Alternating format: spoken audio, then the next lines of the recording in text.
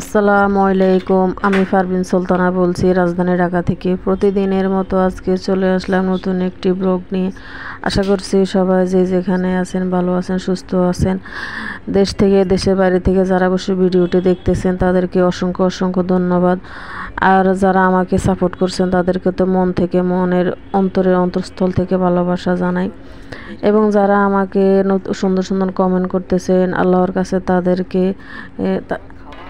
নেখায়াত দান করুক, সেই বলে আল্লাহর কাছে দোয়া চাই। তো এভরিডে মিরাজ মাহাদার ব্লগে আপনাদেরকে নতুন একটি ভিডিওতে পুরাতন বন্ধু, নতুন বন্ধু সবাইকে স্বাগত জানাচ্ছি। আশা করছি ভিডিওর সাথে থাকবেন। ভালো লাগলে অবশ্যই একটা ভালো কমেন্ট করবেন, চ্যানেলে একটা লাইক করে দিবেন, ভিডিওতে চ্যানেলে সাবস্ক্রাইব করে দিবেন। তো সকালে আমি নাস্তা তো করি না, সেটা তো আমার আপুরা অবশ্যই জানেন। আমি একটু দেরিতে নাস্তা করি। সকালে নাস্তা করার পরে ইয়ামিন আব্বু গেছে ওনার কাজে, ছেলে গেছে মাদ্রাসায়। এই যে কালকে যে মাংস রান্না করেছি এখানে ছিল, ওই মাংসটা আমি গরম করে নিয়েছি, সকাল রুটি বানিয়েছি। তো ছেলে আর আমার হাজব্যান্ড খাওয়ার পরে যেগুলো রয়েছে ওগুলো আমি এখন আবার গরম করে নিয়ে এসে খেতে বসেছি সকালবেলা নাস্তাটা। তারপরে আপনারা এখন আজকে সকালে কী দিয়ে নাস্তা করছেন অবশ্যই কমেন্টে একটু জানাবেন। কেউ তো একটু বলেন না আমাকে কি ঘৃণা করেন না, সো বুঝি না, কেউ একটু ভালো মন্দ কমেন্ট করে না, বলে না যে এই কাজ হয়েছে বা হ্যাঁ এগুলো ঠিক হয়েছে, সুন্দর হয়েছে, এগুলো বলে না, ভালো লাগে না। আপনারা একটু মন খুলে কথা বলবেন, পড়তে ভালো লাগে কমেন্ট, আর চ্যানেলের পাশে থাকবেন। আমি আপনাদের বোনের মতো, যদি ভুল ত্রুটি হয় অবশ্যই ক্ষমা সুন্দর দৃষ্টিতে দেখবেন, এটা আপনাদের কাছে আমার চাওয়া।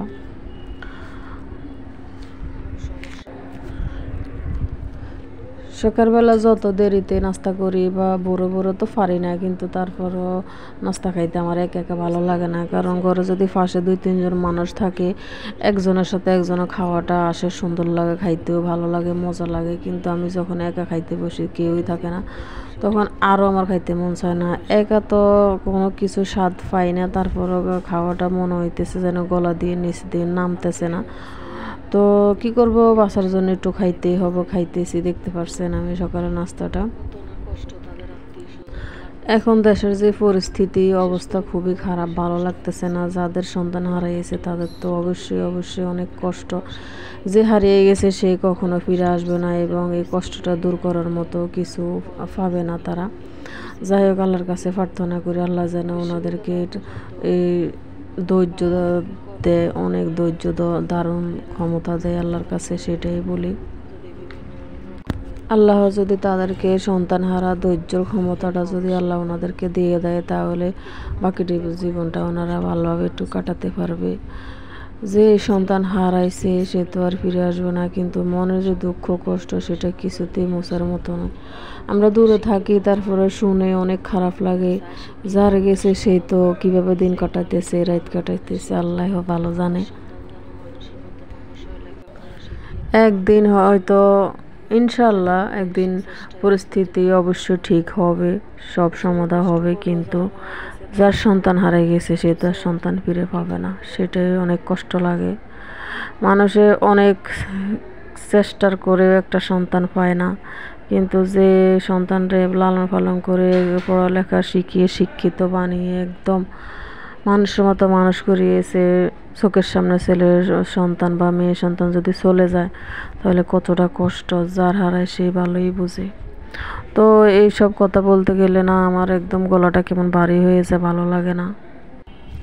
এই কয়েকদিন তো ঠিকমতো কাজকর্ম করি, কিছু থাকে কিছু করি, এইভাবে দিন কাটাইতেছি, রাত কাটাইতেছি। এই যে দেখেন খাটের এই অবস্থা, অনেক ময়লা হয়েছে, ধুলোবালি, কিন্তু মন দিয়ে খাটটা আমি কদিন ভালো করে মুছিও নেই।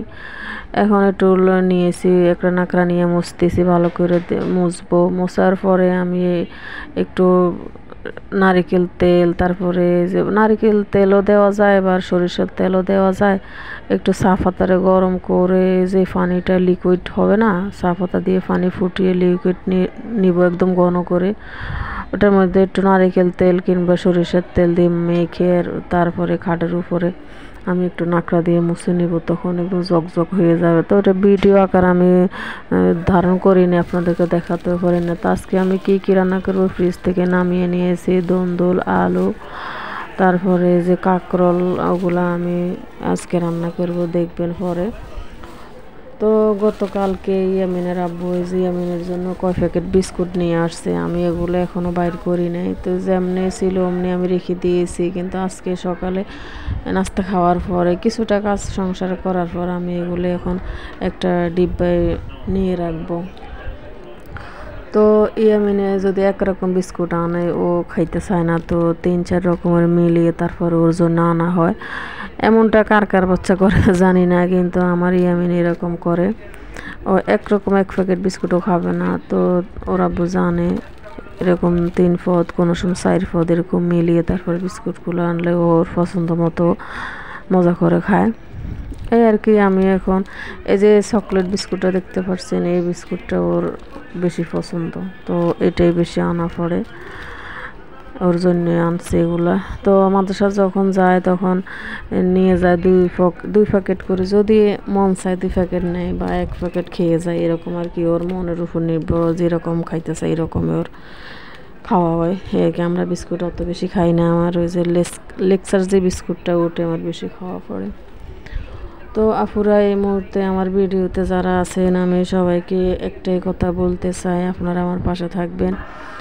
আমিও সবার পাশে অবশ্যই থাকবো, কারণ আমরা যেখানে আছি এখানে সবার সাপোর্ট অবশ্যই লাগবে। কেউ সাপোর্ট দিয়ে গেলে খুশি লাগে, আর কেউ যদি না দেয় তাহলে মন খারাপ হয়। কারণ আমি তো পুরো সাপোর্টটাই দিব, কিন্তু কেউ পুরো সাপোর্টটা দিতে চায় না, তখন মনটা খারাপ লাগে, ভালো লাগে না। তো একটা কটন বার প্যাকেটও নিয়ে আসছে, কারণ এটাও মাঝে মধ্যে লাগে। তো আমার এই যে দেখতে পাচ্ছেন, আমার দুপুরের রান্না বান্না আমি এখন দন্দুল দিয়ে, আলু দিয়ে, কই মাছ দিয়ে রান্না করতেছি, চুলার উপর এখনো আছে। তারপরে যে কাঁকরোল আর আলু ভাজি করছি। তো কাঁকরোল আর আলু ভাজি একটু পরিমাণ মতো রেগুলার যে মশলা আমরা খাই ওগুলো দিয়ে, আমি কাঁচামরিচ, সাদা তেল, পেঁয়াজ এগুলো ঠিক মতো চুলার উপর আমি দিয়ে তারপরে কাঁকরোল আলু দিয়ে দিয়েছি, ভাজা হইতেছে। চুলার উপরে একটু চুলা কমিয়ে দিয়েছি, কারণ সিদ্ধ না হলে আলু ভাজাটা পুড়ে যাবে, কিন্তু ভালো লাগবে না।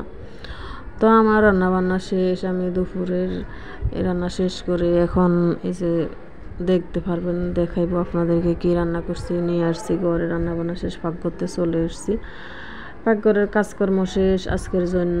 আর এখানে দুপুরে রান্না বান্না হয়ে গেছে। এখন আমি দুপুরের পরে যে কাজগুলো ওগুলো করবো, গোসল করবো, নামাজ পড়বো। আগে অবশ্যই ঘরটা ঝাড়ু দিয়ে ঘর মুছে নেবো। সকালে একবার ঝাড়ু দেওয়া হয়েছে, কিন্তু আমার ছেলে এখন বাসায় নাই, ও মাদ্রাসা থেকে আসছে।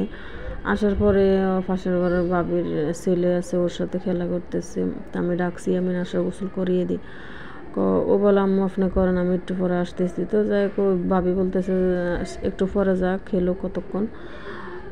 ওনার ছেলে আসতে দিচ্ছে না, ওনার ছেলে ছোট। তো যাই হোক, খেলোক, আমি গোসলটা ফাঁকে করে নিই, তারপর ওকে ডাকবো। যখন গোসল করতে ঢুকবো তখন আমি নামাজটা পড়ে নিব। তো এটা হলো সন্ধ্যাবেলা। ইয়ামিনও ছিল না, ইয়ামিনের আব্বু ছিল না, ইয়ামিনের আব্বু আসে নাই, রাত্রে 9টা বাজে আসবে। আমাকে কল দিয়েছে, মাগরিবের নামাজের পরে কল দিছে, আমি আজকে একটু দেরি হবে। তো সন্ধ্যাবেলা ইয়ামিনও থাকে না, ও তো ম্যাডামের পড়ানোর পরে মাদ্রাসায় গিয়েছে। এখন আমি এই যে দেখতে পাচ্ছেন মুড়ি আর নারিকেল নিয়েছি। এই নারিকেল আমার মা দেশের থেকে পাঠাইছে, আমি মাঝে মধ্যে এই মুড়ি আর নারিকেল আমার খুব পছন্দ, আমি মাঝে মধ্যে খাই।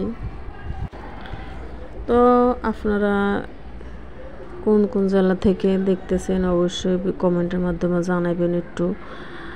আমি এখানে এই যে মুড়ি দিয়ে নারকেল দিয়ে খাইতেছি, কারণ এই খাবারটা আমার অঞ্চলে অনেক খাই। আমরা লক্ষ্মীপুরের মেয়ে, রাজধানী ঢাকাতে এখন থাকি, বসবাস করি এখানে। তো মুড়ি আর মশলা মুড়ি আর নারিকেল ভাজা দিয়ে যে খেয়েছেন সে অবশ্যই বুঝবেন এই স্বাদটা। তো সবাই ভালো থাকবেন, আল্লাহ ভালো রাখুক। আসসালামু আলাইকুম।